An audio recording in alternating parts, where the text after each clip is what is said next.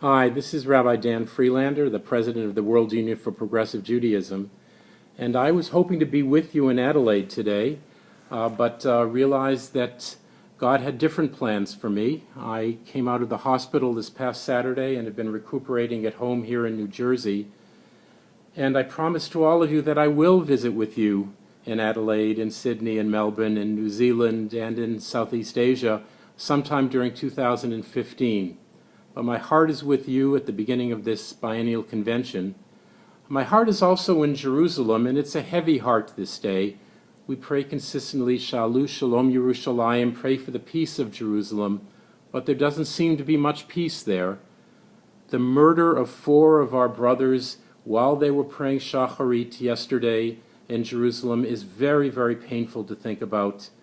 The violence that we've seen centered in Jerusalem in the past month or two is just too painful to bear, and we pray that the leadership of the State of Israel will have the courage to handle this in a way that doesn't make it even more desperate than it feels today.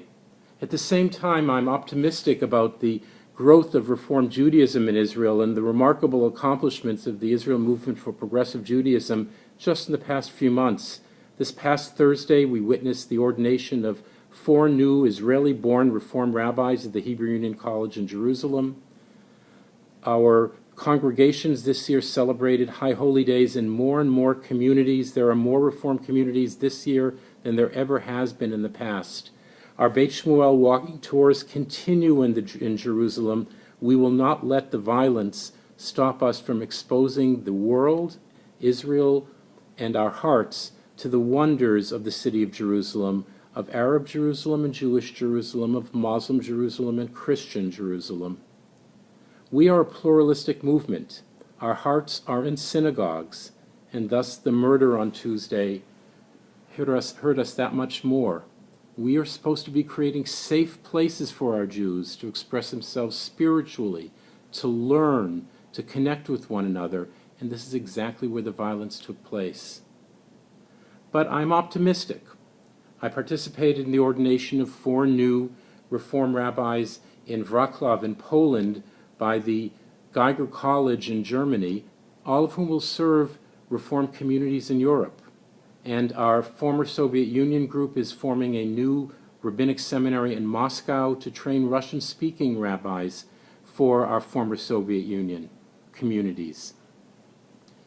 Our communities are not immune from the geopolitical realities that affect this world. Our 4 congregations in Crimea used to be supported by our movement in Ukraine, and now are struggling to find their connections to our offices in Moscow and in Russia.